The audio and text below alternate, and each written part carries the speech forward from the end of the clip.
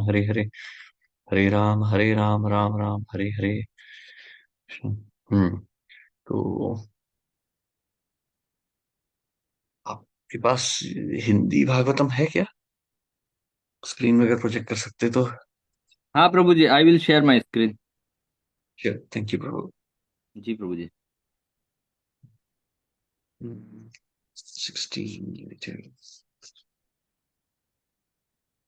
16। My screen is visible Prabhu ji. Yes, it is. Okay Prabhu जी।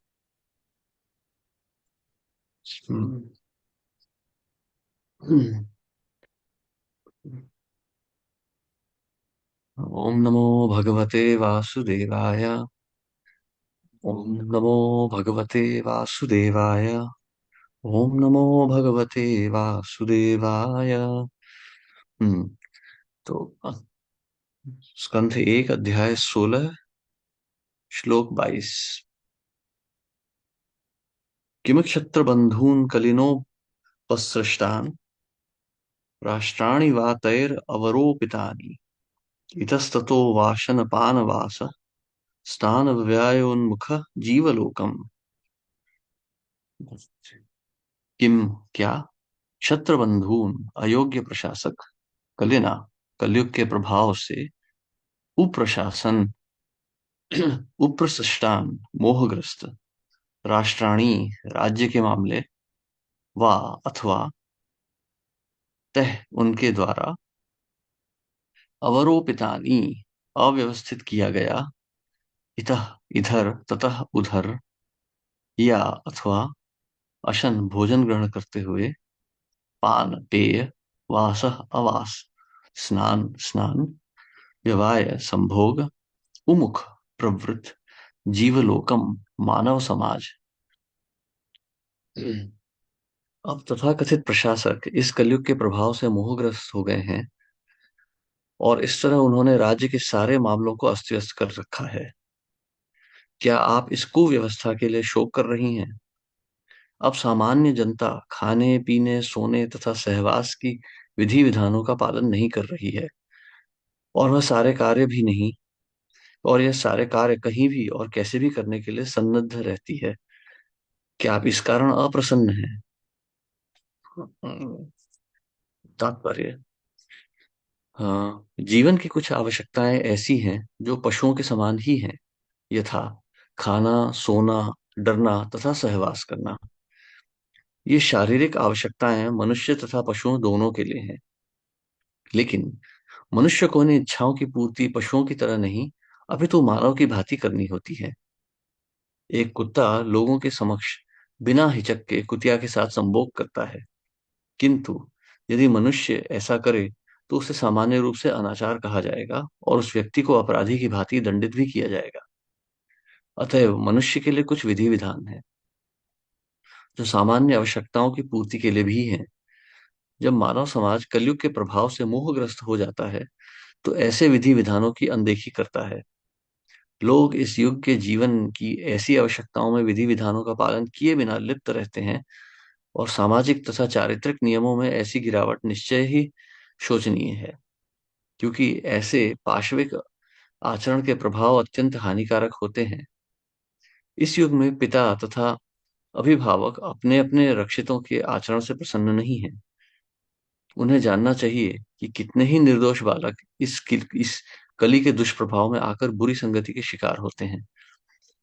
हमें श्रीमद् भागवत से पता चलता है कि अबोध ब्राह्मण पुत्र अजामिल एक बार सड़क पर चल रहा था, तो उसने एक शूद्र दंपत्ति को काम पीड़ित होकर एक दूसरे के आलिंगन करते देखा।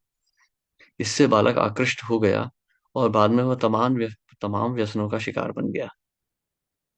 वह शुद्ध ब्राह्मण के पद से गिरकर एक अधम आवारा लुच्चा बन गया, और यह सब कुसंगति के कारण हुआ। उस समय उस समय अजामिल जैसा एक भुक्त भोगी था, किंतु इस कलयुग में बेचारे अबोध विद्यार्थी नित्य सिनेमा के शिकार होते हैं, जिससे पुरुष केवल कामवासना की ओर प्रेरित होते हैं। तथाकथित प्रशासक सबके सब क्षत्रिय कर्म में प्रशिक्षित नहीं है। जिस तरह ब्राह्मण ज्ञान तथा मार्गदर्शन के लिए होते हैं, उसी तरह क्षत्रिय प्रशासन के लिए होते हैं। क्षत्रबंधु उन तथाकथित प्रशासकों या व्यक्तियों का सूचक है जो संस्कृति तथा परंपरा विषयक उचित प्रशिक्षण पाए बिना प्रशासक के पद पर बिठा दिए जाते हैं। आजकल वे उन उच्च पदों पर उस जनता के मतों द्वारा पहुंच जाते हैं जिसका स्वयं जीवन के विधि विधानों से वो अधोपतन हुआ होता है। जिन लोगों का जीवन स्तर इतना निम्न हो, वे भला किस उचित व्यक्ति का चुनाव कर सकते हैं। अतएव कलयुग के प्रभाव से सर्वत्र हर वस्तु, राजनीतिक, सामाजिक अथवा धार्मिक, उलट पुलट है। अतएव बुद्धिमान मनुष्य के लिए यह चिंता की बात है। हरे कृष्णा। क्षमा कीजिएगा, आज थोड़ा धीरे बोल रहा हूँ क्योंकि यहाँ पर अभी सवेरे के 4:30 बज रहे हैं और पड़ोसी जो हैं थोड़े से परेशान हो जाएंगे अगर मैंने जोर से बोला तो थोड़ा सा प्रयास कीजिएगा सुनने का। यदि कठिनाई हो रही है तो मुझे बोल दीजिएगा। Your voice is clear Prabhu ji. Okay, thank you Prabhu. Thank you Prabhu. तो महामुनि कृते, ये कहा गया है श्रीमद् भागवतम के पहले अध्याय में। ये श्रीमद् भागवतम की के जो रचयिता हैं श्रील व्यासदेव, इन्होंने बहुत विचार किया था और उसके बाद इसकी रचना की थी श्रीमद् भागवतम की।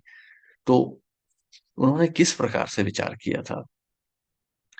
उनका जो विचार था, ये ये कोई साधारण विचार नहीं था। ये जो है श्रील व्यासदेव ने बैठ के भगवत विचार किया था। जब हम कहते हैं कि हम मतलब अपने हृदय को ब्रह्म में लीन कर रहे हैं, तो हमारे कहने का अर्थ है कि हम अपने मन को भगवान पर लगा रहे हैं।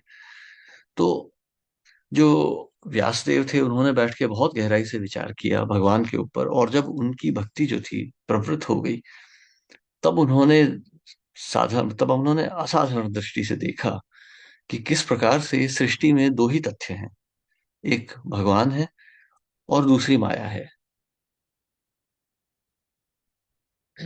भगवत गीता के 8वें अध्याय में भगवान कह रहे हैं, भगवान 20 व्यंजन बता रहे हैं जो कि ज्ञान है, और बाकी सभी कुछ जो है अज्ञान है। जैसे हम देखते हैं संसार में बहुत प्रकार की जो है ज्ञान के जो है जो जिसे हम कहेंगे डिपार्टमेंट है, ज्ञान के बहुत सारे विभाग हैं। राजनीति,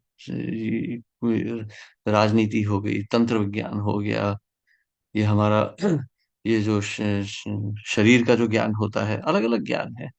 परंतु भगवान इन सबको अज्ञान की श्रेणी में दे रहे हैं, क्योंकि इस पूरी सृष्टि में दो ही तथ्य रहते हैं, भगवान और उनकी माया। भगवान की छांव, जैसे जैसे हमारी छाया होती है, हम सूर्य के सामने खड़े होते हैं, तो एक तो हमारे ऊपर तो सूर्य पड़ रहा होता है, परंतु हमारे पीछे हमारी छांव होती है। उसी प्रकार से भगवान की जो छाया है उसे माया कहा जाता है। तो श्री चैतन्य चरितामृत में भी ये श्लोक आता है कि कृष्णेरा बहिर्मुख है भोग वांछा करे, निकटस्था माया तारा जापटिया धरे। तो जब हम कृष्ण से बहिर्मुख होते हैं, कृष्ण से हम जब विमुख हो जाते हैं, तो हम माया के प्रभाव में आ जाते हैं, हम हमें माया लपेट लेती है। तो ये माया है क्या? माया कुछ भी नहीं है। माया हमारे मन में बस वास कर रही है केवल। भगवान का हमारे दृष्टि से ओझल हो जाने को ही माया कहा जाता है। उसके बाद हमें जो भी दिखता है, ये सब माया ही होता है। जब हमारे मन में भगवान के प्रति प्रेम नहीं है, भगवान का विचार नहीं है, तो जो भी विचार आ रहा है वो माया ही कहलाता है। एक बार माया में आ गए तो इससे निकलना बहुत कठिन हो जाता है, क्योंकि माया हमारे रोम रोम में बस जाती है। जैसे आप देखिए, जैसे जैसे पानी होता है, यदि आपके बर्तन में एक छोटी सी भी दरार है, तो पानी वहां घुस जाता है। कपड़े गीले क्यों होते हैं? क्योंकि पानी उस कपड़े के रोम रोम में बस जाता है, फिर उसे निकालने में बहुत कठिनाई होती है। एक कपड़े को भिगाना बहुत आसान होता है, परंतु उसको सुखाने में बहुत समय लगता है। उसी प्रकार से माया में डूबना बहुत आसान होता है, माया से निकलना बहुत कठिन हो जाता है। हमें बहुत, जैसे धूप में रखना पड़ता है ना कपड़े को, फिर वो धीरे धीरे गर्मी से सूखते हैं कपड़े। तो उसी प्रकार से हमें कृष्ण की गर्मी में अपने आप को रखना पड़ता है, कृष्ण के ज्ञान में हमें अपने आप को रखना पड़ता है। धीरे धीरे ये माया फिर सूखती है। तो महामुनि व्यासदेव ने विचार किया गहराई से कि ये जो कलयुग की जो भीषण जो अब अवस्था होने वाली है, इससे निकलने के लिए क्या किया जाए। तो बहुत गहराई से जब उन्होंने विचार किया, तो उन्होंने सारे शास्त्रों की रचना की। और जैसा कि हम इस जो है, हमने इससे पिछले अध्याय में देखा था कि महामुनि व्यासदेव ने सारे सारे शास्त्रों की रचना की, परंतु उनका उनका हृदय शांत नहीं हो रहा था, क्योंकि उन्हें ऐसा लग रहा था कि कुछ कमी रह गई है। और उनके गुरुदेव नारद मुनि ने आके उन्हें समझाया कि आपने सब कुछ तो रच लिया है, परंतु आपने जीवन का ध्येय नहीं बताया किसी को। आपने स्पष्ट रूप से नहीं बताया कि जीवन का उद्देश्य क्या है और उसे प्राप्त कैसे किया जाता है। तो इसलिए उनका मन असंतुष्ट था, इसलिए उन्हें जो था, उन्हें उन उन वो उन्हें उनका मन विचलित हो रहा था। तो यह माया जो है, यह माया, यदि हम इसे सरल रूप से समझना चाहें तो यह माया क्या होती है। यह माया जो है, केवल ये एक विचार है कि मैं यह शरीर हूं, मैं आत्मा नहीं हूं। जैसे हम देखते हैं भारतवर्ष में, यदि आप किसी को भी बोलिए कि हाँ, जैसे आप में से कितनों ने अभी गीता के आप गए होंगे, अभी गीता जयंती चल रही है, आप पुस्तकों के वितरण के लिए गए होंगे, तो आप देखेंगे कि भारत में आपको बहुत कोटि के लोग मिलेंगे। ऐसे लोग मिलेंगे जो कहेंगे कि हाँ, मतलब कुछ तो नास्तिक ही होंगे, सीधे बोल देंगे भाई हमें तो कोई विश्वास नहीं है भगवान वगैरह में, कुछ नहीं होता है सब। और आपको ऐसे भी लोग मिलेंगे जो कहेंगे कि हाँ, हमें तो सब पता है, ये तो हमारे, हम तो पंडित हैं, हम तो ब्राह्मण हैं, हमें तो सब कुछ पता है। तो यदि किसी व्यक्ति को सब कुछ पता है, सब शास्त्र पता है, संस्कृत आती है, ब्राह्मण कुल के हैं, तो फिर वो भोग विलास में क्यों लिप्त हैं। जैसे शिल भक्ति सिद्धांत सरस्वती ठाकुर कहते हैं कि माया एक सर्प के समान होती है। गर्मी के मौसम में यदि आप गर्दन में सांप लटका लें, तो सांप बहुत प्रिय लगता है, ठंडा ठंडा होता है उसका शरीर। परंतु सांप को गले में लटकाने का क्या जो है वो उसका उसका अंत कैसे होगा, वो आपको डस लेगा। तो उसी प्रकार से जो माया में जो जो व्यक्ति तथ्य जानता है, शास्त्रों को समझता है, वो माया को गले क्यों लगाएगा। जो व्यक्ति असली रूप से शास्त्रों को समझ गया, वो संसार को तुरंत त्याग देगा। वो कम से कम मन से संसार का विचार पूर्णतः निकाल देगा। जैसा हमने इस तात्पर्य में भी देखा कि आहार निद्रा भय मैथुनम च सामान्यम एतत् पशुभीर नराणाम। आहार निद्रा भय मैथुन, इनकी तो आवश्यकता होती है। एक व्यक्ति को चाहे आत्म साक्षात्कार हो या ना हो, उसकी कुछ तो शारीरिक आवश्यकताएं रहेंगी, सांस तो लेनी ही होगी। शिल प्रभुपाद भी, भक्ति सिद्धांत सरस्वती ठाकुर भी इस वातावरण में तो सांस तो ले ही रहे थे, भोजन तो कर ही रहे थे, वस्त्र पहन ही रहे थे, तो उसी प्रकार से पानी पी रहे थे। तो आहार निद्रा भय मैथुन, कुछ आवश्यकताएं हैं, इस शरीर में हम हैं। परंतु एक आत्म साक्षात्कार प्राप्त व्यक्ति जो होता है, वो इस संसार से आसक्ति नहीं रखता, इस संसार से प्रीति नहीं रखता।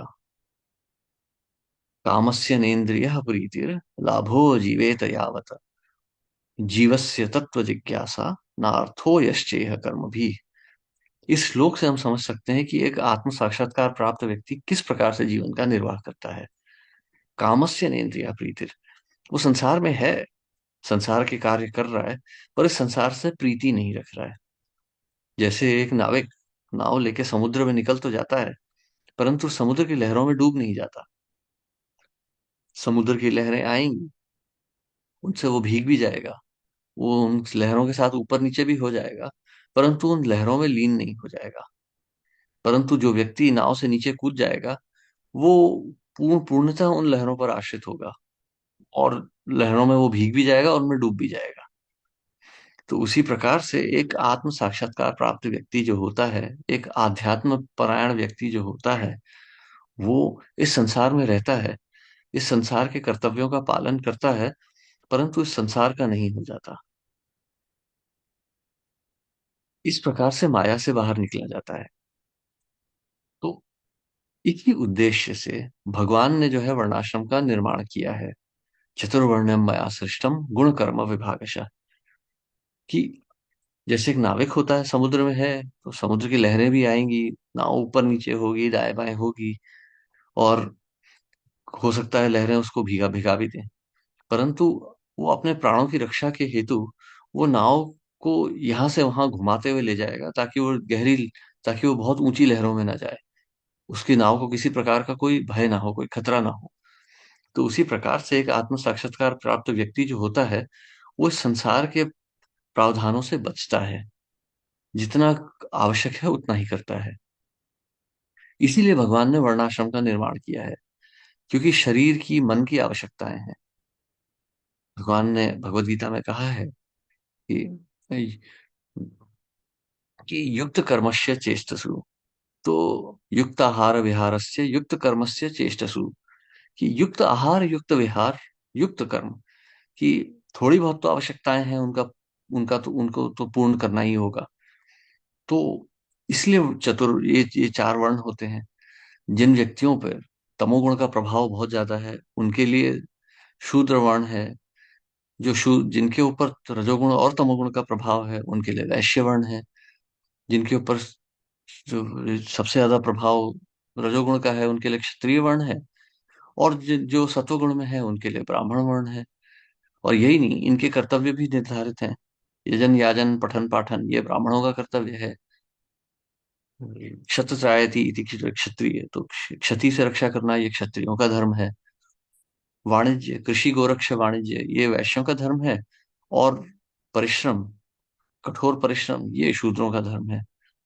इस प्रकार से अपने धर्मों का पालन करते हुए हर प्रकार का जो जीव है वो इस संसार से मुक्ति प्राप्त कर सकता है।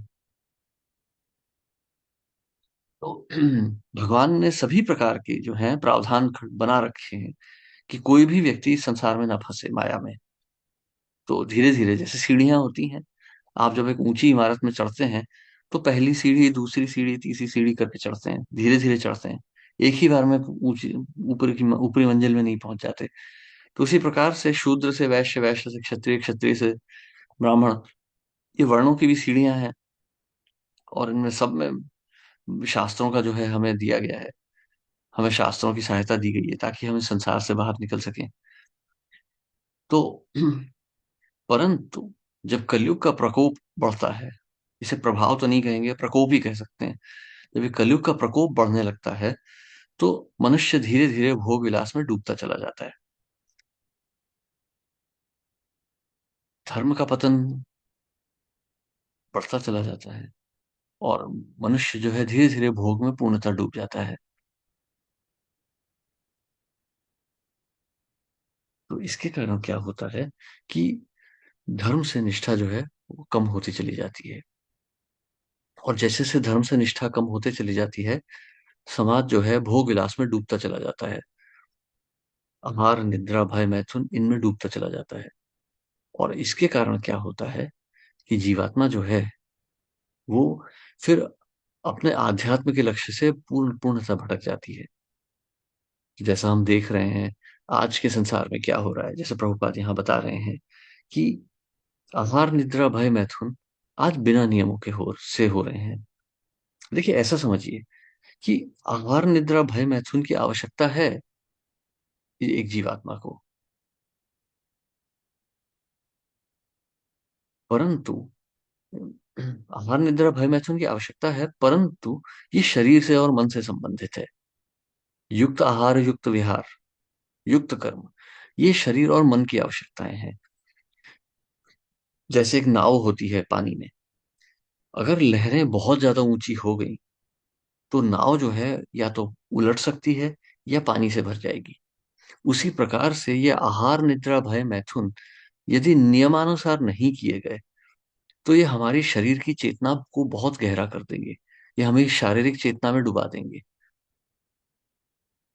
जैसे ऊंची लहरें होती हैं, पानी नाव को जो है नाव को समर्थन कर रहा है, नाव का समर्थन कर रहा है, नाव पानी में तैर रही है। परंतु इस पानी में यदि बहुत ज्यादा उछल पुछल हो गई तो ये नाव में भर जाएगा और नाव डूब जाएगी। तो उसी प्रकार से यदि हम ये आहार विहार में बहुत ज्यादा डूब गए तो शरीर की चेतना और गहरी हो जाएगी। जैसे शिल प्रभुपाद कहते हैं कि आप अपने कर्तव्यों का पालन कीजिए, 16 माला हरि नाम का जप कीजिए, शास्त्रों का अध्ययन कीजिए, गहराई से अध्ययन कीजिए। इससे आपकी शरीर की चेतना धीरे धीरे छूट जाएगी। तो जैसे हम शिल रघुनाथ दास गोस्वामी का उदाहरण देखते हैं कि वो तो केवल 1 चम्मच मट्ठा पी लेते थे 3-4 दिन में, शरीर की चेतना इतनी कम हो गई थी। या जैसे हम देखते हैं बड़े बड़े ऋषि मुनि, च्यवन ऋषि को देखिए, अपनी सांस भी रोक दी थी। तो ये आहार निद्रा भय मैथुन की आवश्यकता नहीं है आत्मा को। तो जो व्यक्ति धीरे धीरे आत्मा के स्तर पर पहुंच जाता है, उसकी ये सारी आवश्यकताएं समाप्त हो जाती हैं। तो हमें देखना चाहिए कि ये आहार निद्रा भय मैथुन के प्रति हमारी आसक्ति कितनी कम होते जा रही है। वो हमारे वो लक्षण है कि हम कितना आध्यात्मिक प्रगति कर रहे हैं, कितनी हमारी उन्नति हो रही है। परंतु आज का जो समाज आ गया है, यहाँ पर कोई भी अब भय नहीं रह गया है। यहाँ पर अब कोई भी सीमाएं नहीं रह गई हैं। आहार निद्रा भय मैथुन जो है, अब निर्भय होके लोग कहीं भी कैसे भी कर रहे हैं। जैसे आज हम देखते हैं कि अभी जैसे आपने समाचार पढ़े होंगे कि कोई कोई महिला क्रिकेटर थी, उसका पति किसी और स्त्री के साथ संबंध बना के भाग गया, शायद शायद विवाह ही छोड़ के भाग गया।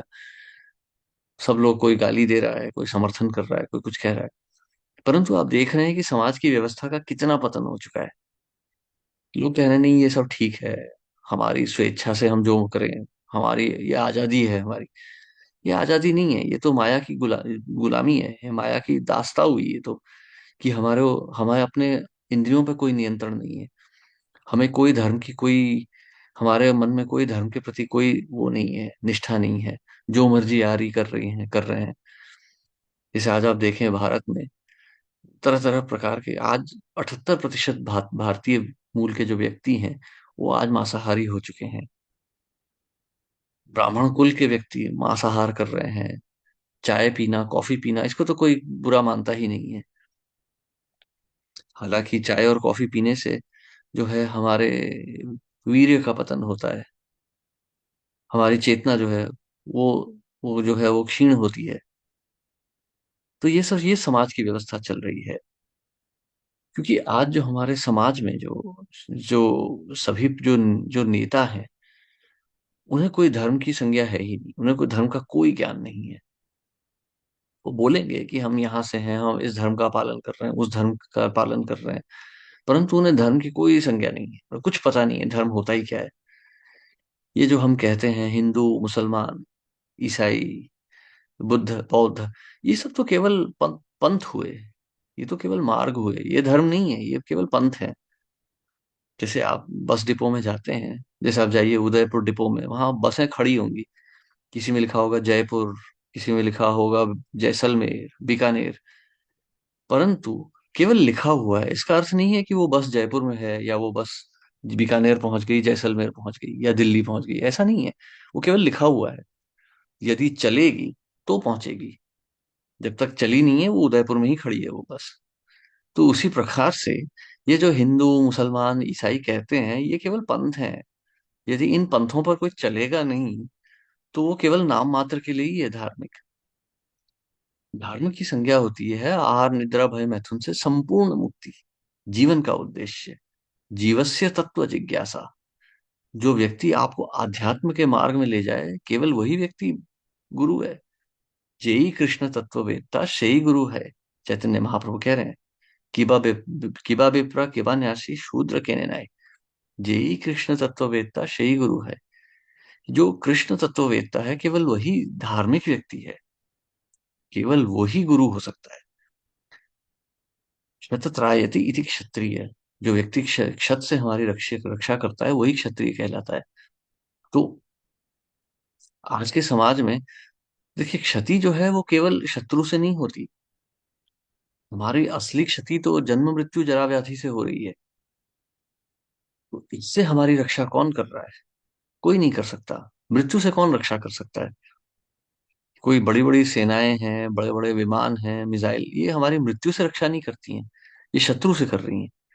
मृत्यु से तो हमारी रक्षा केवल धर्म कर सकता है, केवल हरि का नाम कर सकता है। परंतु आज जो हमारा समाज है, इसमें कोई भी हरि का नाम तो बोल ही नहीं रहा है। कोई भी नहीं है। सेक्युलर कॉन्स्टिट्यूशन ऑफ इंडिया, तो हम कैसे फिर हम हमारी रक्षा होगी? भागवतम में ही आगे चल के श्लोक आएगा 5वें स्कंद में, गुरुर न सस्यात्, स्वजनो न सस्यात्, पिता न सस्यात्, जननी न सस्यात्, दैवम न सस्यान्, न पतिश्च न च सस्यान्, न मोचयेद यह समुपेत्य मृत्युम। गुरु या परिवारजन या पिता या माता या कोई देवता या पति, यह सब तब नहीं बनना चाहिए जब तक हमें जीवन का उद्देश्य नहीं पता है, और हम दूसरे को वो उद्देश्य समझा नहीं सकते। जब तक हम अपने कर्तव्य, हम अपने परम कर्तव्य का पालन नहीं कर सकते, हमें ये कोई उच्च स्थान ग्रहण करने का अधिकार नहीं होता। जैसे यदि आपको गाड़ी चलानी है, स्कूटर चलाना है, छोटी सी चीज होती है। स्कूटर कोई बड़ी वस्तु नहीं है, परंतु उसे यदि आपको चलाना है सड़क में, तो आपको लाइसेंस लेना पड़ता है। बिना लाइसेंस के नहीं चला सकते आप गाड़ी। तो उसी प्रकार से आपको यदि कोई उच्च स्थान ग्रहण करना है, कोई अधिकार प्राप्त करना है, तो उस अधिकार के योग्य बनना पड़ता है, अधिकारी बनना पड़ता है। परंतु आज के समाज में हम ये सब नहीं देख रहे। प्रभुपाद कहते थे डीमन क्रेजी, डेमोक्रेसी को डीमन क्रेजी कहते थे, कि बहुत सारे शूद्र मिलके एक शूद्र को राजा बना देते हैं, और फिर कहते हैं कि ये हमारा अध्यक्ष है, हमारा नेता है। ना शूद्रों को ज्ञान है, ना उनके नेता को कोई ज्ञान है। इसीलिए आज पूरा समाज जो है, वो भौतिकता में डूबता जा रहा है, भोग विलास में डूब चुका है, कोई नियम नहीं रह गए हैं। आज भारत जैसे देश में भी हम देख रहे हैं कि लड़के लड़की एक साथ रह रहे हैं बिना विवाह के, फिर कुछ वर्षों बाद छोड़ देते हैं। आज के दिन कोई मतलब किसी प्रकार के नियमों का पालन नहीं हो रहा, मांसाहार सब जगह बढ़ चुका है। हम देख रहे हैं व्यभिचार बढ़ रहा है।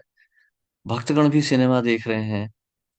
धीरे धीरे सब जगह पतन होते जा रहा है, समाज की पूरी व्यवस्था का पतन हो रहा है। और इसका कारण केवल जो है अयोग्य क्षत्रिय हैं, क्षतबंधु। क्षतबंधु अर्थात जो केवल क्षत्रिय के कुछ गुण दिखा रहे हैं, नेता बनने के तो योग्य गुण हैं, परंतु योग्यता नहीं है उनके अंदर। राज करने की इच्छाएं हैं, परंतु राज्य करने की कोई क्षमता नहीं है।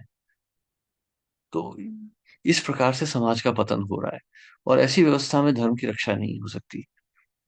इसीलिए कहा गया है हरेर नाम एव केवलम, कि आज के समाज में आप नहीं कह सकते कि वर्णाश्रम की व्यवस्था है।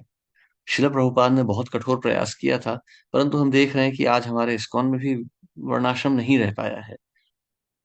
वर्णाश्रम एक पूरी व्यवस्था होती है। वर्णाश्रम का अर्थ ये नहीं है कि मंदिर में सन्यासी ब्रह्मचारी हैं और शहरों में गृहस्थ रह रहे हैं। नहीं, ये नहीं होता। वर्णाश्रम का अर्थ होता है एक एक पूरी गांव की व्यवस्था। प्रभुपाद कहते थे विलेज कम्युनिटी, अर्थात जहाँ पे हमारा अपना ही वाणिज्य हो। सरल जीवन, सरल जीवन उच्च विचारधारा, वो वर्णाश्रम होता है। तो गांव का जीवन, सरल जीवन, जहां पर हम केवल सरल घरों में रह रहे हैं, ये सब कंप्यूटर मोबाइल का प्रयोग नहीं कर रहे हैं, और पूरा जीवन हमारा जो है भगवान के ऊपर निर्धारित है। कभी कभी भक्त भी कहेंगे कि भाई आप ये कैसी बात कर रहे हैं, मतलब कितना कठिन है ऐसा जीवन, गांव में रहना, बिना बिजली के, बिना पानी के। तो ये एक सत्य है, ये कठिन है, ये बहुत कठिन है इस प्रकार से जीवन का निर्वाह करना। परंतु जब जीवन कठिन होता है, तो हमारा मन जो है आध्यात्म में लगता है। आप देखिए आज यदि भगवत गीता का प्रचार करने का प्रयास कीजिए, तो भारत में तो भी सरल है। भारत में जीवन बहुत कठिन है, भारत की व्यवस्थाएं बहुत खराब हैं, जीवन कठिन है, परंतु आध्यात्म की इच्छा दिखती है। पाश्चात्य देशों में यदि हम देखें, तो जीवन की व्यवस्था बहुत सरल है, बहुत अच्छी है, परंतु आध्यात्म का कोई लक्षण नहीं है। पूर्णतः पशुवत व्यवहार है, पूर्ण पशु समाज बन चुका है। आध्यात्म की इच्छा मात्र भी नहीं रह गई है, कुछ भी नहीं, लय लेश मात्र भी नहीं है आध्यात्म का। तो यदि भारत भी और ज्यादा औद्योगिक उन्नति करेगा, तो धीरे धीरे सारे भारतवासी भी इसी प्रकार से नास्तिक बन जाएंगे। और वो दिख भी रहा है, बड़े शहरों में अब भगवान के प्रति कोई निष्ठा नहीं रह गई है। भगवान का अर्थ है केवल मंदिर के आगे माथा टेक देना, होली दिवाली में बस रंग फेंक देना, पटाखे फोड़ देना, मिठाई खा लेना, और कुछ कुछ प्रांतों में तो मांसाहार भी कर लेते हैं भर भर के दिवाली वगैरह में। तो ये जो होता है ये धर्म नहीं है। इस प्रकार से धर्म का पतन हो रहा है। धीरे धीरे पूरा समाज माया में डूबता जा रहा है। तो जो क्षत्रिय बंधु हैं, इन्होंने पूरे समाज का पतन करा दिया है, क्योंकि वो इसको प्रोत्साहन दे रहे हैं। बड़े बड़े नेता भी आप देखिए, क्रिकेट, बॉलीवुड, इन्हीं को प्रोत्साहन दे रहे हैं। इन्हीं के साथ फोटो खींचती है, इनका प्रसारण होता है सब जगह, इनका प्रचार किया जाता है। लोगों को लगता है यही हमारा समाज है। हमारा, यदि आप यहाँ पश्चिमी देशों में पूछें कि भारत का प्रतीक क्या है सबसे बड़ा, तो कहेंगे बॉलीवुड। भारतीय मूल के जो व्यक्ति हैं वो पाश्चात्य देशों में जुड़ के भारत से बड़ी बड़ी पिक्चरें मंगाते हैं, फिर यहाँ दिखाते हैं लोगों को कि देखिए ये हमारा समाज है, ये हमारी संस्कृति है। आज भारत की संस्कृति का अर्थ है बॉलीवुड पश्चिमी देशों में। तो हम सोच सकते हैं कि हमारे भारत का कितना पतन हो चुका है। तो इस प्रकार से पूरे समाज का पतन हुआ हो चुका है। यदि इससे बचना है तो केवल एक यही मार्ग है। कलेर दोष निधे राजन अस्ति एको महान गुण, कीर्तनाद एव कृष्णस्य। तो कीर्तनाद एव कृष्णस्य मुक्त संगः परम व्रजेत। तो कृष्ण का कीर्तन, तो भगवान की कृपा से, श्रील प्रभुपाद की कृपा से हमारे पास भगवत गीता है, श्रीमद् भागवतम है। तो हम, और इसमें हर दूसरे तीसरे तात्पर्य में श्रील प्रभुपाद हरि नाम को ही प्रोत्साहन दे रहे हैं। तो अब जो व्यवस्था है वो तो है, उसे तो हम नहीं बदल सकते। परंतु हम एक काम कर सकते हैं कि हम इसमें और नहीं डूब सकते। जैसे श्रील प्रभुपाद कहते थे, एक बार श्रील प्रभुपाद से पूछा गया, एक तो ये भारत की बात है, भक्तों ने पूछा कि प्रभुपाद इलेक्शन हो रहा है तो क्या करेंगे। तो प्रभुपाद ने कहा कि आप मत मत डालिए, मतदान मत कीजिए। क्योंकि जो नेता है और नेता का जो विपक्ष में है, ये दोनों ही असुर हैं। इन्हें कोई धर्म नीति नहीं पता है। आप किसी को भी मत दे रहे हैं तो आप किस धर्म की रक्षा कर पाएंगे। तो इसलिए आप मत मत डालिए। श्रील भक्ति सिद्धांत सरस्वती ठाकुर भी नहीं डाल बोलते थे, आप मतदान मत कीजिए, प्रभुपाद कहते थे। तो भक्तों ने कहा, तो फिर प्रभुपाद ने कहा कि ठीक है, यदि आपकी इच्छा है आप दे दीजिए मत, परंतु मैं नहीं डालूंगा। मैंने कभी मतदान नहीं किया, मैं कभी नहीं करूंगा, क्योंकि ये तो धार्मिक व्यवस्था है ही नहीं। तो उसी प्रकार से एक भक्त को राजनीति, इन सब से, समाज से, इन सबसे दूर ही रहना चाहिए। क्योंकि हम कुछ नहीं कर सकते इसका। हम देख ही रहे हैं कि व्यवस्था कितनी भयानक हो चुकी है। भारत आज विश्व में नंबर 3 है मांस के निर्यात के लिए। तो जैसे यहाँ पर तात्पर्य में भी श्रील प्रभुपाद ने समझाया है कि राष्ट्र के जो वासी होते हैं, जिन्हें हम कहते हैं ना, हमारे जो देशवासी हैं, वो केवल मनुष्य ही नहीं होते। पशु पक्षी पेड़ पौधे ये सब राष्ट्र के ही वासी होते हैं। एक राजा का कर्तव्य है सबकी रक्षा करना। राजा केवल मनुष्यों की रक्षा के लिए नहीं होता है। परंतु आज तो हम देख रहे हैं कि मनुष्यों की भी कोई रक्षा नहीं हो रही है। बातें सब बड़ी बड़ी कर रहे हैं, परंतु हमारे शहरों में लोग भूखे मर रहे हैं, भीख भीख मांग रहे हैं। ये सब राजा का कर्तव्य है इनकी रक्षा करना। क्षत्रिय का धर्म होता है, महाराज युधिष्ठिर, भगवान राम, महाराज दशरथ, इन सब के राज्य में कभी कोई भीख नहीं मांगता था। इनके राज्य में कोई व्यक्ति, अनाथ बच्चे सड़कों पे नहीं घूमते थे। कुव्यवस्था नहीं थी। जो असहाय स्त्री थी उनको वेश्यावृत्ति में नहीं जाना पड़ता था। ये सब हम देखते थे। परंतु आज तो कोई रक्षा है ही नहीं। यदि आपका धन है सरकार भी आपकी रक्षा करेगी। यदि आपका धन नहीं है तो आपकी कोई नहीं देखेगा। तो ये सब कुव्यवस्था है, ये सब असुरी व्यवस्था है, चाहे कोई किसी भी नाम से बोले। तो हम केवल इतनी ही अपनी रक्षा कर सकते हैं कि हरि नाम का स्मरण करें और आचार्यों की शरण लें। क्योंकि यहाँ अब कोई क्षत्रिय धर्म नहीं बचा है। अब हमारा कोई रक्षा नहीं कर सकता है। केवल भगवान ही अब हमारी रक्षा कर सकते हैं हरि नाम के रूप में। तो केवल हम एक ही कार्य कर सकते हैं, हरे कृष्ण कृष्ण कृष्ण हरे हरे, हरे राम राम राम हरे हरे। हरे कृष्णा। किसी का कोई प्रश्न या टिप्पणी?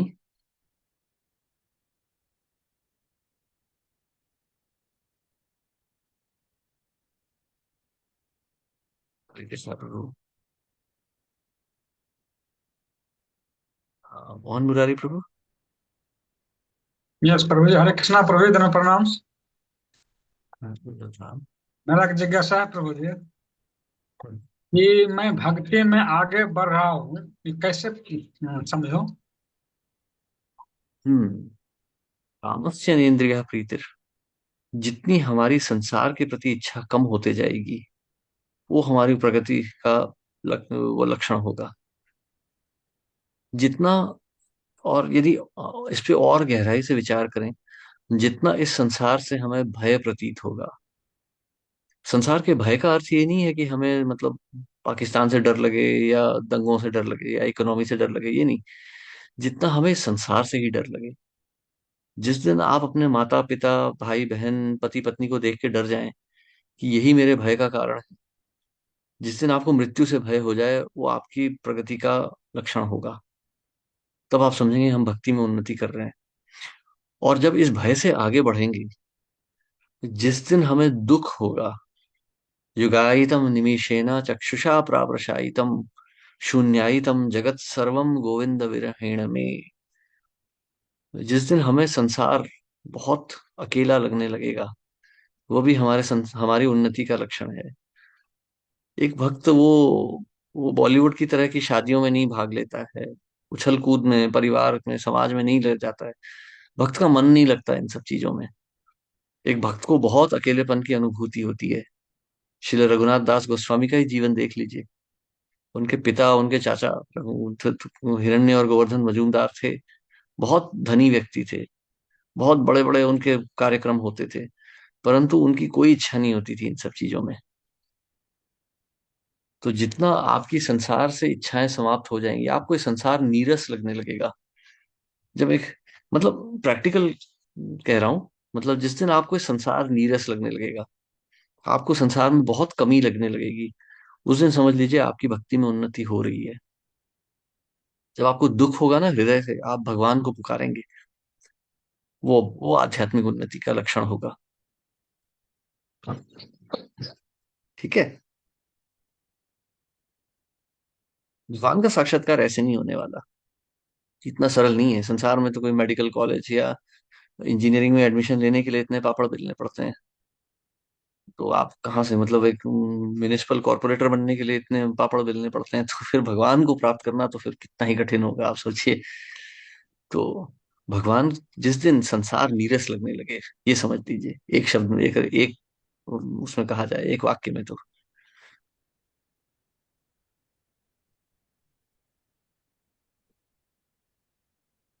हरे Krishna.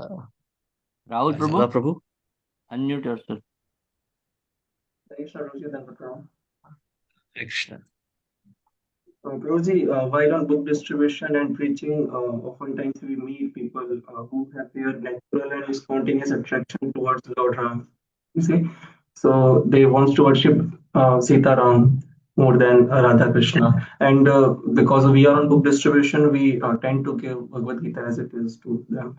So hmm, he wants to read Ramcharitmanas first, and we know that hmm, Gita is our foundation. And we also read Gita and Ramayana and Mahabharata, but after Gita, we dive into other scriptures.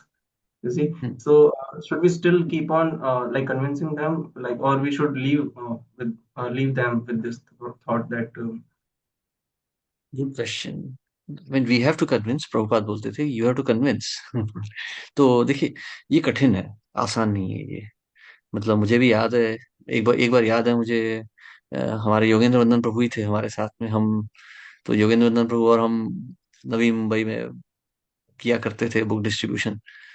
तो एक बार एक लड़का आ गया हमारे पास और बोलता है, मैं ब्राह्मण कुल का हूँ, और हम ब्राह्मणों का बहुत इस संसार में ना हमारा शोषण हो रहा है, तो मैं रावण संहिता लिख रहा हूँ।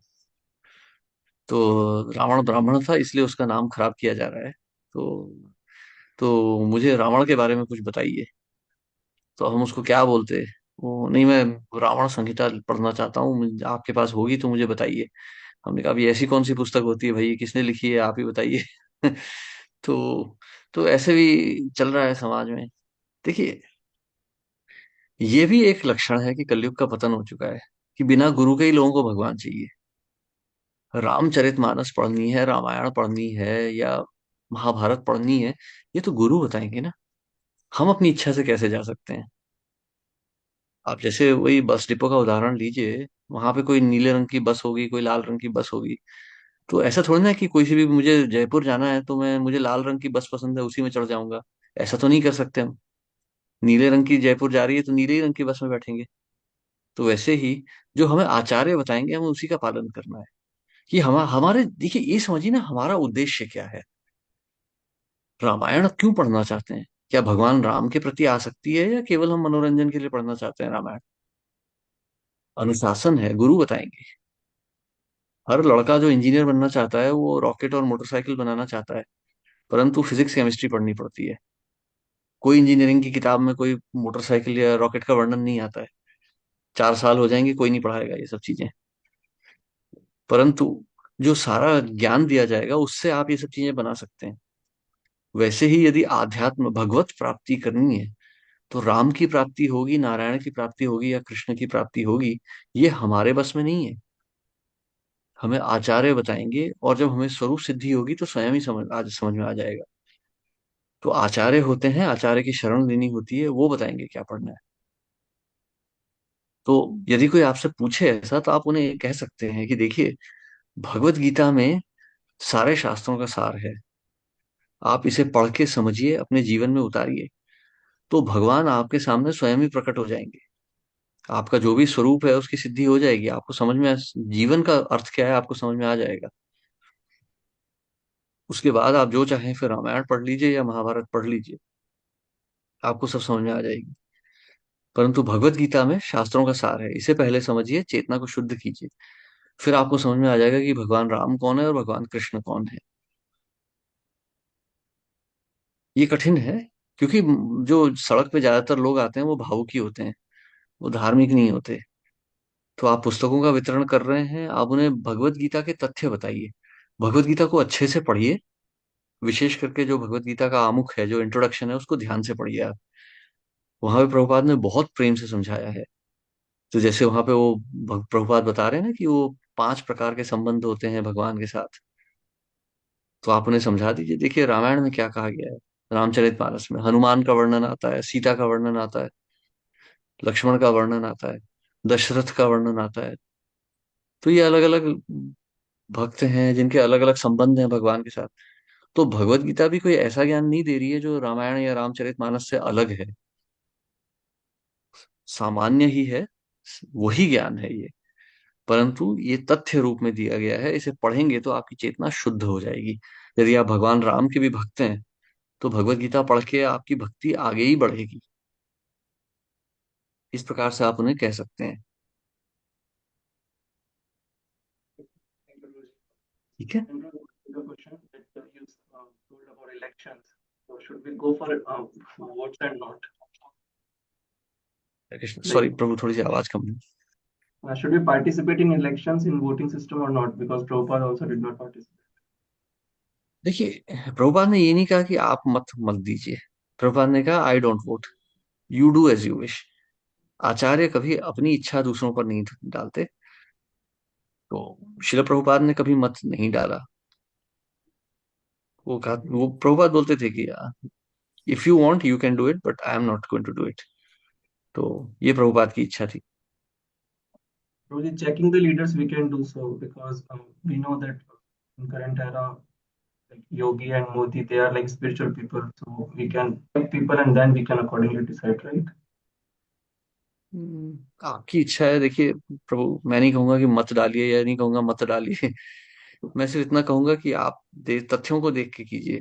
आप किसी राजा को यदि समर्थन देते हैं तो उस राजा के कर्म आपके ऊपर भी आके लगेंगे। ब्राह्मणों को भी तो लेने पड़ते हैं ना कर्म। तो हमारे भारतवर्ष में इतना मांसाहार हो रहा है, इतना पशुवध हो रहा है, नरसंहार भी हो रहा है। इस सब का कर्म राजा को भी लगता है, ये कर्म आपको भी लगेगा। तो आचार्य की जो इच्छा होती है उसका पालन किया जाता है, तभी हम भक्ति में उन्नत होते हैं। तो सारे तथ्यों को आप समझिए और उसके अनुसार यथेच्छसी तथा कुरु। वोट नहीं देने से हम फ्री रहेंगे उस कर्म से। वोट अगर नहीं देंगे तो फ्री हो जाएंगे पूरी तरीके से उस कर्म से। मतलब वोट देना इज अ बिग डिफरेंस। हाँ, देखिए, प्रकृति, संसार प्रकृति के नियमों से चल रहा है। हर जीव जो है वो प्रकृति के अनुसार चल रहा है। तो भगवान की रक्षा से ही एक भक्त जी रहा है। आप एक चीज याद रखिए, एक राजा जो होता है वो कुलीन होना चाहिए। जैसे भगवान राम के पिता दशरथ थे, दशरथ थे रघुकुल से आ रहे थे, तो कुलीन होना चाहिए। ये जो डेमोक्रेसी होती है, ये शास्त्रों के अनुसार नहीं होती। मतदान से राजा नहीं बनते। राजा जो होते हैं निष्ठा धर्म के अनुसार बनते हैं। यदि राजा का पुत्र जो है वो क्षत्रिय नहीं है तो राजा उसको राजा नियुक्त नहीं करेगा। यदि युवराज जो है वो राजा बनने योग्य नहीं है तो उसे राजा नहीं बनाया जाएगा। रामायण में भी यदि हम देखें तो भरत शत्रुघ्न लक्ष्मण भी भाई थे, परंतु भगवान राम को ही राजा नियुक्त किया गया था, क्योंकि राम सबसे योग्य थे।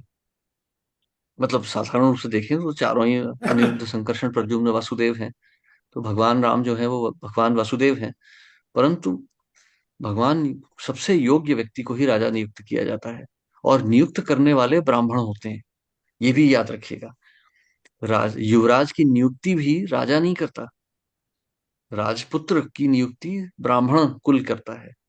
तो अब ब्राह्मण ही नहीं है कोई, शूद्र, निकृष्ट शूद्र जो है वो मतदान कर रहे हैं और वो राजा नियुक्त कर रहे हैं।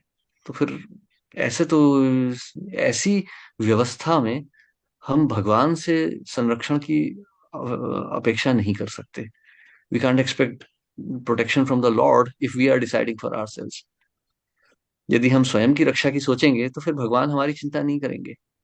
भगवान कह रहे हैं ना, सर्वधर्मान परित्यज्य माम एकम शरणम व्रज। ये कलयुग की व्यवस्था है। अभी आप देख ही रहे हैं, बहुत से भारतीय मूल के व्यक्ति अमेरिका में रहते हैं, और ये जब उनका जो राष्ट्रपति जब बना तो उन्होंने बड़े चाव से उसको मत दिया, सब भारतीयों ने, कि नहीं नहीं इसको ही मत दो। और अब वो बन गया है प्रधान, राजा बन गया है, वो भारतीयों को ही निकाल रहा है वहां से पकड़ के। सब उल्टा पड़ गया। बहुत से मित्र हैं मेरे अमेरिका में, बोलते हैं कि अरे ये तो बहुत उल्टा हो गया, ये व्यक्ति तो हमें लगा था भारत का समर्थन करेगा, इसने तो भारत को ही लात मार दी। अभी भारतीयों की बहुत भयानक परिस्थिति हो रही है अमेरिका में। क्यों? मतदान दिया था ना उन्होंने भी, तो रक्षा करेगा ये हमारी। तो आप देख लीजिए, ये जब हम अपनी बुद्धि लगाएंगे जहां हमारी बुद्धि जो है वो योग्य नहीं है, तो उसका जो प्रभाव है वो उल्टा ही पड़ेगा। हाँ, यदि मतदान देना चाहते हैं तो पहले ब्राह्मण बन जाइए पूर्णतः, फिर अपनी योग्यता से राजा को नियुक्त कीजिए, फिर आप उसके कर्म भी लेके झेल पाएंगे अच्छे से। जैसे महाराज वेण की कथा में हम देखते हैं ना, ब्राह्मणों ने फिर व्यवस्था पूरी पलट दी, उन्होंने मार दिया वेण को। फिर उसके बाद उन्होंने फिर महाराज पृथु को भी जन्म दिया। तो यदि वो क्षमता रखते हैं तो फिर जो मर्जी कीजिए।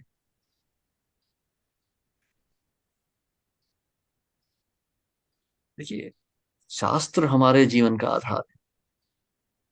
आचार्य की वाणी हमारे जीवन का आधार होनी चाहिए, अपनी मानसिक इच्छाएं नहीं, मीडिया टेलीविजन नहीं, व्हाट्सएप नहीं। फेसबुक में 50 लोग कह रहे हैं ये करो, एक भक्त भी यदि उसका पालन करेगा तो भक्त भी शूद्र ही है फिर। एक भक्त को एक उच्च कोटि का ब्राह्मण होना चाहिए, क्योंकि वो भगवत परायण है। जीवस्य तत्व जिज्ञासा, यह जीवन केवल भगवान को जानने के लिए है। क्या हमारे राष्ट्र में भगवत प्रचार हो रहा है? भगवत गीता भागवतम का प्रचार हो रहा है क्या? धर्म की रक्षा हो रही है? अधर्म का नाश हो रहा है क्या? देखिए, धर्म की रक्षा का अर्थ होता है अधर्म का नाश। क्या भगवत प्रचार हो रहा है या मायावाद का प्रचार हो रहा है? ये केवल ऐसे ही ऊटपटांग हिंदू हिंदू बोल के हो रहा है? ये सब चीजों में बहुत अंतर होता है। तो इस सब चीजों को बहुत ध्यान से विचार कीजिए। शास्त्रों के अनुसार तो गुरु भी दीक्षा नहीं देते भक्तों को इतनी सरलता से, क्योंकि एक भक्त हो सकता है बहुत इच्छा रख रहा हो, परंतु यदि वो पूर्णतः समर्पण नहीं कर रहा है तो गुरु दीक्षा भी नहीं देंगे। हालांकि भक्त की बहुत इच्छा है भगवत प्राप्ति की, परंतु पूर्ण पूर्ण आत्मसमर्पण न हो तो गुरु दीक्षा नहीं देते थे शास्त्रों के अनुसार। उसी प्रकार से, चाहे धर्म की बात हो रही हो, परंतु धर्म का यदि पूर्णतः प्रचार नहीं हुआ हो तो उसके विपरीत जो है परिणाम भी हो सकते हैं। तो ये सब विचार करते हुए आप अपनी इच्छा से जो करना चाहे कर सकते हैं।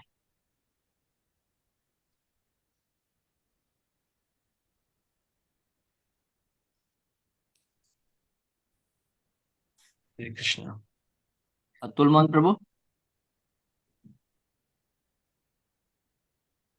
हरे कृष्णा। हरे कृष्णा। फिनलैंड इस की प्रभु। थोड़ी ठंडी हवाएं भी भेज दीजिए। नहीं नहीं, यहाँ की ठंड मत मांगिए, अब यहाँ -5 कुछ चल रहा है, भयानक सर्दी थोड़ी हो रही है। थोड़ी ठंडी हवा भी। अच्छा, आपने बहुत ही भयावह स्थिति बताई है, लेकिन आज के परिवेश में लोकतंत्र, तानाशाह और राजतंत्र, अभी राजतंत्र तो हम्म। हो नहीं सकता, तो हम्म। लोक लोकतंत्र क्या व्यवस्था ठीक नहीं मानते आपके विचार से? हम तो देख ही रहे हैं, देखिए, व्यवस्था अच्छी है। मतलब गाड़ियां समय पर चल रही हैं, टीवी रेडियो चल रहे हैं, इंटरनेट चल रहा है, नए नए फैशन के कपड़े मिल जा रहे हैं, कोई लड़ाई नहीं हो रही, व्यवस्था ठीक है। परंतु धर्म का नाश हो रहा है। एक राजा का कर्तव्य केवल अर्थव्यवस्था को बढ़ाना नहीं है, केवल सुरक्षा व्यवस्था को बढ़ाना नहीं है। क्षत्रिय का परम धर्म है भगवत व्यवस्था की स्थापना। यदि आज हमारे समाज में बॉलीवुड का प्रचार हो रहा है, क्रिकेट का प्रचार हो रहा है, आप ही देख रहे हैं कितने निकृष्ट व्यक्ति आज समाज में मशहूर हो रहे हैं। बॉलीवुड के हीरो, क्रिकेटर कितने निकृष्ट हैं ये। स्त्रियों के साथ संभोग कर रहे हैं, गंदी गंदी तस्वीरें छाप रहे हैं, और फिर वो नाच रहे हैं, कूद रहे हैं, इसी का प्रचार हो रहा है। नेता भी इसी का समर्थन कर रहे हैं। तो इससे धर्म का पतन हो रहा है। तो ये धर्म नहीं है, ये राजतंत्र है, ये ये लोकतंत्र है, परंतु ये धर्मतंत्र नहीं है। ऐसी व्यवस्था में आप ये संसार में तो बहुत अच्छे से जी लेंगे, परंतु इसके बाद अधोगति ही होगी। महाराज परीक्षित इसलिए चिंतित नहीं थे कि समाज की रक्षा नहीं हो रही थी।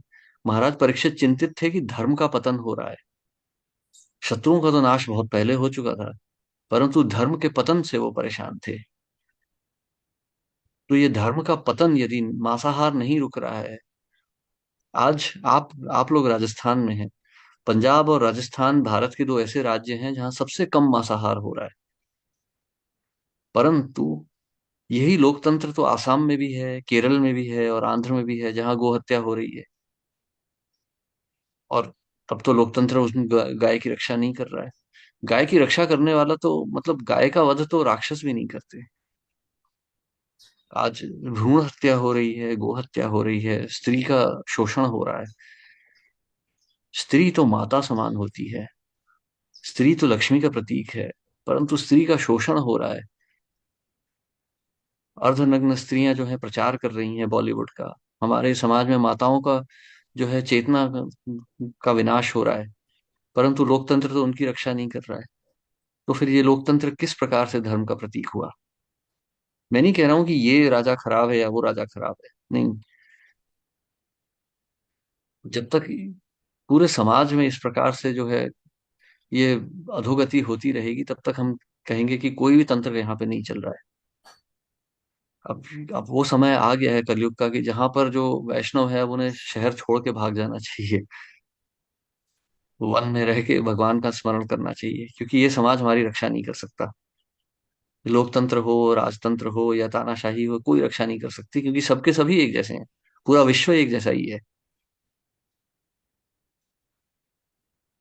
धर्म की रक्षा होनी चाहिए। ये हमारे जैसे श्री नरेंद्र मोदी हैं, योगी जी हैं, क्या उनका आचरण धर्म के अनुसार नहीं है?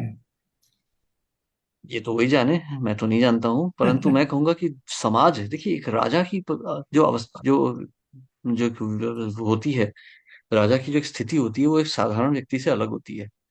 कर्तव्य अलग होता है। अब मान लीजिए मैं डॉक्टर हूँ, मैं इंजीनियर हूँ, मैं अपने पुत्र को अनपढ़ रहने देता हूँ, वो सिगरेट पी रहा है, शराब पी रहा है, जो कर रहा है, तो मैं यह नहीं कह सकता कि देखिए मेरा चरित्र अच्छा है। यदि मेरे पुत्र का चरित्र अच्छा नहीं है, तो वो मेरा ही कर्तव्य है। महाराज परीक्षित का स्वयं का चरित्र तो बहुत ही उच्च कोटि का था। उनको तो पैदा होने से पहले ही भगवत साक्षात्कार हो चुका था। पैदा होते ही वो भगवान को ढूंढ रहे थे, परंतु वो अपने लिए नहीं, दूसरों के लिए परेशान है। इस समाज का पतन हो रहा है, वो उसके लिए परेशान हो रहे हैं। हमारा आचरण तो अच्छा होना ही चाहिए, परंतु हमारे कर्तव्यों का भी पालन पूर्णतः होना चाहिए। तो यदि समाज में ये बॉलीवुड, क्रिकेट, मांसाहार, ये सब जुआवृत्ति ये नहीं रुकेंगे, तो कर्तव्य का पालन नहीं हो रहा है। देखिए, मैं नहीं कह रहा हूं कि ये व्यक्ति ठीक है या वो व्यक्ति ठीक है। हमें ब्राह्मण भी ऐसे नहीं देखते कि कौन अच्छा है कौन बुरा है। महाराज परीक्षित को इसलिए राजा नहीं नियुक्त किया गया कि वो अर्जुन के पोते थे या वो सुभद्रा के पुत्र थे, नहीं। वो उन्हें नियुक्त इसलिए किया गया है कि उन्हें इसलिए नियुक्त किया गया था क्योंकि वो योग्य थे, भगवत परायण थे। तो भगवत प्रचार होना चाहिए, समाज से व्यभिचार रुकना चाहिए। ये शिला प्रभुपाद का मत है, मेरा नहीं। मैं नहीं कह रहा हूँ कि ये ऐसा होना चाहिए वैसा होना चाहिए। मैं तो, मेरी तो खुद की कोई वो नहीं है, क्षमता नहीं है ये सब कहने की। ये सब आचार्यों का मत है। तो जहां तक हो सके, जैसे देखिए, अब वो जो कर रहे हैं उन्हें करने दीजिए। भारत की जो परिस्थिति है वो रहने दीजिए। आप अपने आप को भारतीय भी मत समझिए, अपने आप को केवल वैष्णव समझिए। पृथ्वी ते आचे यत्र नगरादि ग्राम सर्वत्र प्रचार हाय बेमोरना। एक वैष्णव जो होता है वो पूरे विश्व का प्राणी है। उसे कोई वो एक राष्ट्रवादी नहीं होता। आप भगवत परायण बनिए। देखिए, समाज में जो चल रहा है, मैं नहीं कह रहा हूं कि आप समाज में विद्रोह कर दीजिए। आप भगवत प्रचार यह कीजिए, ये हमारा कर्तव्य है। उन्हें अपना कर्तव्य करने दीजिए, हमें अपने कर्तव्य का पालन करना है शास्त्रों के अनुसार। आज कोई नेता क्या कर रहा है, इस पर टिप्पणी देने से कोई लाभ नहीं होगा। हमें देखना चाहिए कि हम अपने कर्तव्य का पालन कर रहे हैं कि नहीं कर रहे। सामाजिक व्यवस्था क्या है, ये तो हम शास्त्रों के अनुसार देख रहे हैं, ये शास्त्रों के दृष्टिकोण से देख रहे हैं। हमारा अपना दृष्टिकोण नहीं होना चाहिए इसमें, क्योंकि हमारी क्षमता नहीं है, हमारी योग्यता नहीं है। हमें योग्य बनना है और फिर हमें धर्म का पालन करना है। यदि भगवान की कृपा हुई तो हमें, कोई हो सकता है कोई ऐसा राजा मिल जाए जो कि धर्मपरायण हो। हमारी योग्यता नहीं है, हमारा कर्म नहीं है, तो हमें हो सकता है बहुत अधोगति हो जाए। तो हमें यह सोचना चाहिए। देखिए, एक वैष्णव को शास्त्रों का जो है अनुकरण करना है, शास्त्रों का अध्ययन करना है। एक ब्राह्मण जो होता है, ब्राह्मण जो है वो ब्रह्म में लीन होता है। ब्राह्मण कभी सामाजिक व्यवस्थाओं में नहीं डूबता जब तक उसे नियुक्त न किया जाए। तो हम नियुक्त नहीं हैं, तो हम क्यों इन सब चीजों के बारे में विचार करें। प्रभुपाद ने तो हमें आदेश दे रखा है ना, कि भगवान चैतन्य महाप्रभु ने भी कहा है, जारे देखा तारे कहा कृष्ण उपदेश, आमार आज्ञा है गुरु, तारहा यही देश। तो हमें देखना है कि हम अपना कर्तव्य का पालन कर रहे हैं कि नहीं कर रहे।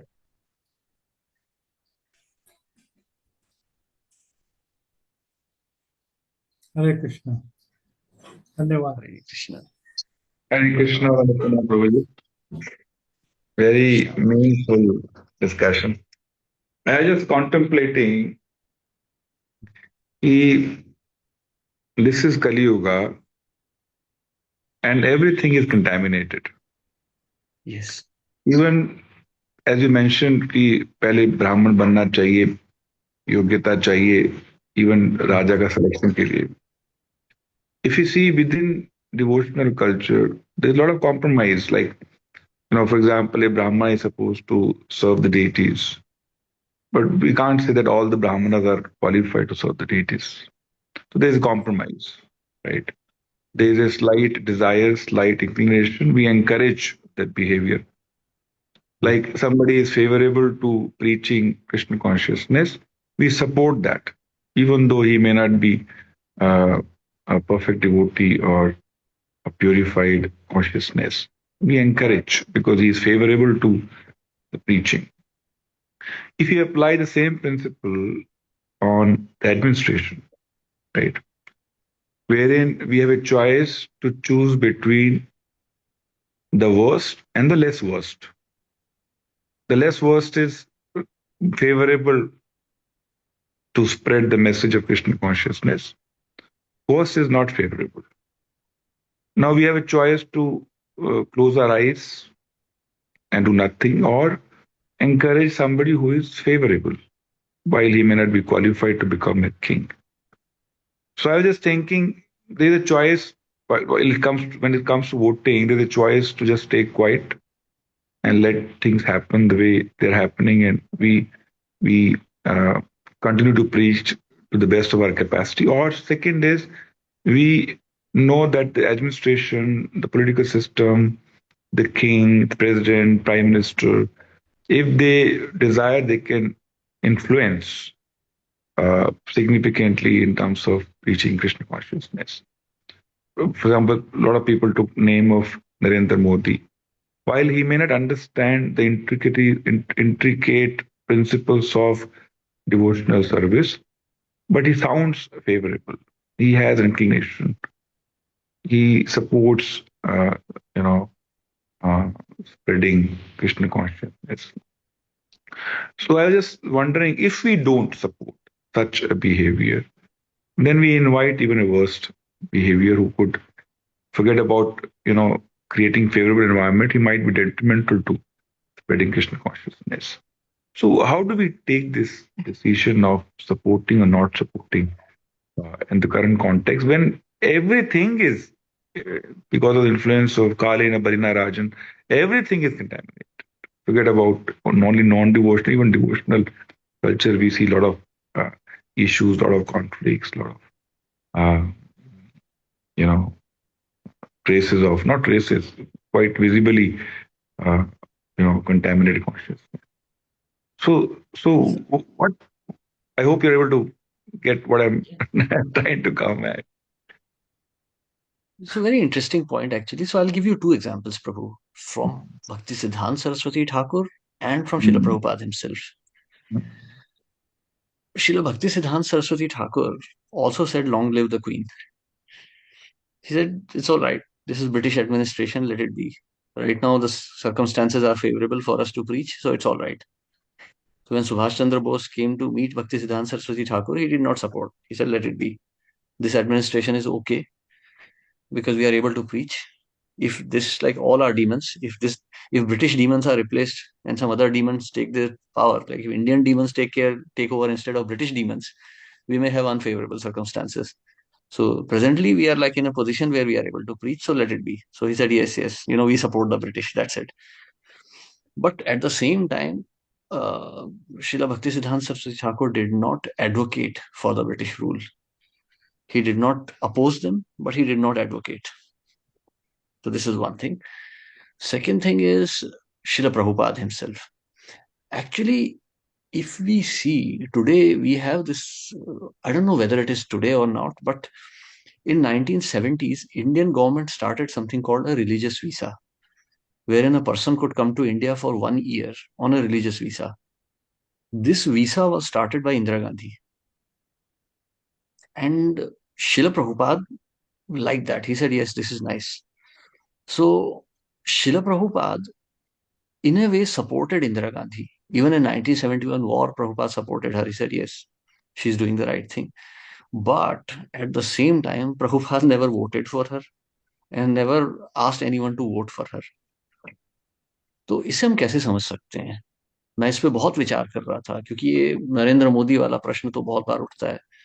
हर मंदिर में हर भक्त पूछ रहे हैं, वोट भी दे रहे हैं, सब कर रहे हैं। देखिए, मैं आपको एक चीज समझाता हूँ। हमारे राजा तो श्रील प्रभुपाद हैं, भक्ति सिद्धांत सरस्वती ठाकुर हैं। एक भक्त तो ये ना इंडिया का होता है, ना अमेरिका का होता है, ना यूरोप का होता है। तो हम समझें कैसे इस व्यवस्था को? तो इस प्रकार से समझिए, मैंने इस पे बहुत विचार किया था। Then I read a lot of Prabhupada books and letters and discussions, and then I understood this way that every action has a reaction. यदि मैं कल बिना लाइसेंस के कार चलाने लग जाऊं सड़क पे, या तो उस गाड़ी को ठोक दूं या मुझे पुलिस पकड़ ले, I will have to face the consequences. Whether I am a devotee और not is not going to change the facts. I will have to suffer the reaction. So every action will have a reaction. Because I was actually thinking why Prabhupada supported Indira Gandhi but then did not even vote for her.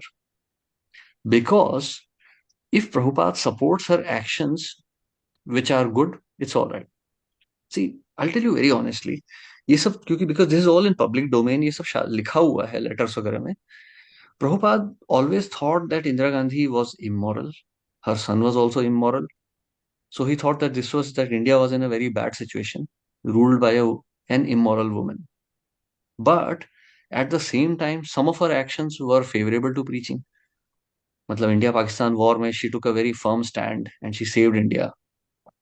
Then at the same time, she also allowed devotees to stay long in India. तभी तो मतलब हमारी Vrindavan Mayapur projects तभी आगे बढ़ पाए अच्छे से जुहू वगैरह के, because American could stay for very long time in India. तो Prabhupada supported these actions but did not support everything. So, because when a Brahmana supports a king, then he has to take the reactions also. So, हम जो भी कर रहे हैं, see, at the end of the day, everyone has their right. They have their independence to do what they want. Everyone has an independence to decide what they want to do also. They have their choice. But every choice will have a consequence. And we have to take it. Car खरीदेंगे तो car के साथ insurance, registration और petrol भी खरीदना ही पड़ेगा. Car अच्छी लगती है लेकिन पैसे भी भरने पड़ेंगे. अगर नहीं लेंगे तो खर्चा भी नहीं होगा. जब एक व्यक्ति विवाह करता है, when a man gets married, then he has to take care of wife and children also, and he has to earn, he has to take all the troubles. If one takes sannyas, he becomes free from all this. So every action will have some reaction. So we have to see whether we can take that reaction or not, and then continue. So that's why I said, that I don't tell anyone what to do, what not to do. Because first of all, I am not a guru. I am not a spiritual master. I am only representing a spiritual master. So my job is only to present the opinion of the scriptures and the acharyas, and then leave the decision up to the devotee to decide. Even the acharyas do that. Yathechasi tatha kuru. Even Krishna is doing that. So everyone can freely decide what they want, but they must be ready for the consequences also. And as representatives of this Gaudiya parampara, हमारा ये कर्तव्य बनता है सामने वाले को पूर्णतः समझा दें. भगवान ने अर्जुन को सब कुछ समझा दिया, फिर बोला कि अब आपकी जो इच्छा है अब आप कीजिए. Now you know what is going to happen in each course of action. So you decide what you can do, what you can not. जैसे अर्जुन से भी भगवान वही कह रहे हैं ना कि या तो युद्ध करो, युद्ध करोगे तो सारे क्षत्रिय मारे जाएंगे, आपके सारे स्वजन मर जाएंगे, आपको दुख होगा, फिर आपको इस संसार भोगने को भी मिलेगा, और आप धर्म की भी रक्षा करोगे. ये भी एक कंसिक्वेंस है. दूसरी कंसिक्वेंस है, आप युद्ध मत करो, सारे रिश्तेदार बच जाएंगे, अधर्म बढ़ जाएगा, आपको आपकी जो है अपयश होगा, आपकी जो पूरी समाज में आपकी इज्जत खत्म हो जाएगी. These are different actions which have different positive and negative consequences. You take your decision. So we decide on the basis of scriptures and what acharyas have said, and then we decide what course of action we take. See, either action in this material world, any action will always bring you a negative reaction. संसार में दुखालयम अशाश्वतम है, यहाँ अच्छा कुछ नहीं होने वाला है. अच्छा भी होगा, कुछ करेंगे तो बुरा भी होगा. हमें डिसाइड करना है हम क्या करना चाहते हैं. हम मतलब क्या झेल सकते हैं, what reactions we can tolerate. We should work according to that and in accordance with the opinion of the scriptures and the acharyas. बस क्या सही है क्या गलत है ये तो कहना कठिन है. कलेर दोष निधे राजन, यहाँ पे इतनी दोष भरे पड़े हैं, तो कौन सही है कौन गलत है कहना असंभव है प्रभु. Fair point. Thank you very much, Prabhu. पदम माता जी, हाँ जी, बोलिए हेलो। माता जी. हाँ, अनम्यूट है आप, आपकी आवाज आ रही है. हरे कृष्ण। हरे मेरे में भी थोड़ी नेतागिरी की वो है, क्षमता है। आपने बहुत ही फॉरेन में रहते हुए इंडिया की इतना सही बताया, गवर्नमेंट का, पब्लिक का, सब धर्म का बताया, बहुत अच्छा बताया।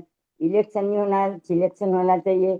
जब आप प्रभुपाद जी ने वोट नहीं दिया, बहुत अच्छा करा, क्योंकि वोटर जो अच्छे वोटर तो 10 होते हैं एजुकेटेड, बाकी तो सब अनएजुकेटेड। એટલે voter should be educated, understand करने वाले होते हैं। झाड़ू करने वाले और बर्तन मांजने वाले, इनके वोटर की क्या कीमत होती है।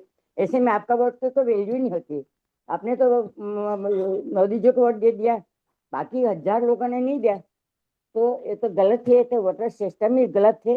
इसलिए अपने राज्य अपने कहते पब्लिक का राज है, ये भी गलत है, पब्लिक का राज है ही नहीं। अब तो हमारा इलेक्शन गलत है, सिलेक्शन होना चाहिए। और अपने फॉरेन में रहते अच्छी तस्वीर सारी, वरना इंडिया में होता तो आप प्रॉब्लम में आ जाते। जिस तरह से अपने गवर्नमेंट का सबको बोला, या इंडिया में तो फ्रेंकली बोल भी नहीं सकते कुछ भी गवर्नमेंट के खिलाफ। और अगले मतलब मोदी जी क्या कर सकते हैं? मोदी जी को तो हरा ही दिया, मतलब फुल फुल वोट नहीं मिला नहीं। इसलिए वोटर्स गलत है, इसलिए वोटर सिस्टम गलत है। Voter should be educated and उनका भी कुछ होना चाहिए कि इनका क्या हद तक वोटर दे सकते। हर कोई वोटर की वैल्यू नहीं होनी चाहिए। तो आपने बहुत अच्छा पिक्चर बताया, तो बहुत अच्छा लगा। आप हर बात बहुत अच्छी बताते हैं, और आप फॉरेन में रहते इतनी भक्ति में, हमें वंडरफुल बात तो है कि आपको भक्ति में इतना ज्ञान है। फॉरेन में रहते हैं, आपको इतना टाइम मिल रहा है पूरी मतलब भक्ति में, मतलब जितनी चर्चा करते हैं भगवान के, हर एक बात जानते हैं। तो आप रियली में बहुत तारीफ के काबिल है, और रियली आपके प्रणाम करने लायक है। तो यू आर वंडरफुल। बहुत अच्छा करते, तो अच्छा लगा, बहुत बिल्कुल। अच्छा लगा। हरे कृष्ण। सुना। प्रणाम प्रभु जी। प्रणाम प्रभु। आज आज आपका जो प्रवचन रहे बहुत ही सारगर्भित और एंजॉयबल था, दोनों ही बातें थी इसमें। पर एक बात जो मेरे को समझ में आई, हर बुराई, हर अच्छाई का रिएक्शन बुराई होगा क्या? आपने कहा every action has got an opposite reaction, so if there is a something good, is always there is a bad reaction out of it.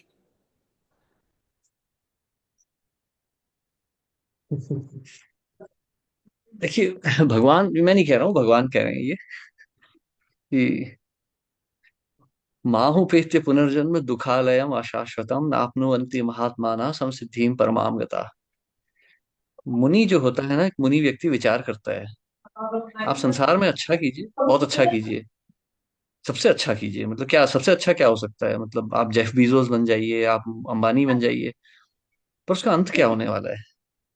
जन्म मृत्यु जरा व्याधि दुख दोषानु दर्शनम। आप संसार में बहुत अच्छे कार्य कीजिए, स्वर्ग लोक ब्रह्मलोक चले जाइए, अंत में तो आना ही पड़ेगा। क्षीणे पुण्य मार्त्य लोकम विशंति, और मार्त्य लोकम में आते ही फिर मृत्यु प्राप्त होगी। तो इस संसार में होने वाला अच्छा भी अंत में बुराई होता है। देखिए, मुझे ही देखिए, कितना अच्छा परिवार था मेरा, माता पिता थे बहुत, उन्होंने ही मुझे भक्ति में कितना प्रोत्साहन दिया। वो स्वयं भी भक्त थे, दीक्षित भक्त थे दोनों। पर अंत क्या हुआ? अंत में तो दोनों की मृत्यु हो गई। अंत में तो मुझे दुख ही झेलना पड़ा। उल्टा वो जितने अच्छे थे उसके कारण मुझे और ज्यादा दुख हुआ। यदि वो दुष्ट होते, व्यभिचारी होते, असुरी होते, भक्ति में मुझे रोकते, तो शायद इतना दुख नहीं होता। लेकिन वो ज्यादा अच्छे थे तो और ज्यादा दुख हो रहा है। ये संसार है प्रभु। इस संसार में जो कोई भी कुछ भी अच्छा नहीं है। महाप्रभु ही कह रहे हैं, द्वैते भद्रा भद्र ज्ञान सब मनोधर्म। द्वैते भद्रा भद्र ज्ञान यही सब, यही भाल यही मंद यही सब भ्रम। इस संसार में कुछ अच्छा है या कुछ बुरा है, ये सब भ्रम है। देखिए प्रभु, मैं तो काफी वृद्ध हो चुका हूँ। मैंने तो इंदिरा गांधी का भी समय देख रखा है। उस समय जैसे आज आप सब लोग नरेंद्र मोदी जी के लिए बोल रहे हैं, सब लोग इंदिरा गांधी जी के लिए भी ऐसे ही बोला करते थे। आज तो लोगों को पता भी नहीं है। जो बच्चे 90 80 2000 के दशक में पैदा हुए हैं, उन्हें तो पता भी नहीं इंदिरा गांधी कौन थी। और जो बूढ़े लोग हैं वो तो भूल भी गए, वो क्या थी क्या थी। उस समय हमें लगता था यार कितनी बुरी स्त्री है, ये नहीं होनी चाहिए। आज कुछ भी नहीं लगता है। संसार जो है ना प्रभु, ये एक माया है, ये सब माया है। हमें लग रहा है कि ये अच्छा है, ये बुरा है, सब ऐसे ही चल रहा है। एक दिन हम भी निबट जाएंगे। वो हमें भी लोग कुछ दिन याद रखेंगे, शमशान घाट तक रोएंगे, उसके बाद भूल जाएंगे, यार ठीक है यार, आदमी था जैसा था। बड़ी बड़ी बातें करता था, किया तो कुछ नहीं लाइफ में, ऐसे ही बोलेंगे लोग हमारे पे। तो देखिए प्रभु, इस संसार में जो अच्छा है ना, द्वैते भद्रा भद्र ज्ञान यही सब भ्रम, ये सब भ्रम है, यहाँ कुछ अच्छा नहीं है। यदि इस संसार में एक चीज अच्छी है तो वो है हरि नाम। हरि नाम का स्मरण यदि आप कर सकते हैं अच्छे से तो सब अच्छा है, यदि नहीं कर सकते तो सब बुरा ही होगा। हरेर नाम एव केवलम। केवल, केवल शब्द, ओनली, यहाँ और कुछ अच्छा नहीं है। भारत अच्छा नहीं, विदेश अच्छा नहीं है। भी आप कह रहे थे कि मैं विदेश में रह रहा हूँ। यहाँ विदेश में क्या अच्छा है? मतलब गाड़ियां अच्छी हैं, सड़कें अच्छी हैं, व्यवस्था ठीक है, बैंक अच्छे हैं, और क्या? बस बाकी कितना अकेलापन है यहाँ पे। यहाँ का वातावरण कितना भयानक है। अभी देखिए, बर्फ पड़ रही है, अंधेरा हो रहा है, ठंड हो रही है, अकेलापन है, ये सब भी कठिनाइयां हैं। कठिनाइयां हैं। भारत में इतने सारे मित्र मिलते हैं, आप सड़क पे जाइए मित्र बन जाएंगे। विदेशों में रहिए कोई नहीं बनता। सब जगह कुछ अच्छा है तो कुछ बुरा भी है। भारत में रहेंगे तो नौकरी करने में हालत खराब हो जाती है, सवेरे से रात तक घिसते रहो बैठ के, चोरी होती रहेगी, बैंक भी चोरी कर लेगा पैसा। ये तो कठिनाइयां हर जगह है, कहीं अच्छा नहीं है। जैसे प्रभुपाद कहते हैं ना, हर जगह जन्म मृत्यु जरा व्याधि ही है अंत में। अभी देखिए, यहाँ दो पहचान के लोगों की मृत्यु हुई है मेरे यहाँ पे, फिनलैंड में। क्या अच्छा है? जो मर गया वो मर गया, फिर वो भारतीय था या फिनिश था कोई फर्क नहीं पड़ा, मर गया बस, फिनिश्ड। कुछ अच्छा नहीं है संसार में। कुछ अच्छा है तो हरि नाम है बस। कर सकते हैं, जहां कर सकते हैं वहीं कीजिए। धन्यवाद अनुभव जी।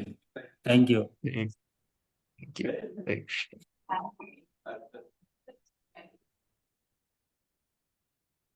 हाँ, और किसी का कोई ओके सो प्रश्न?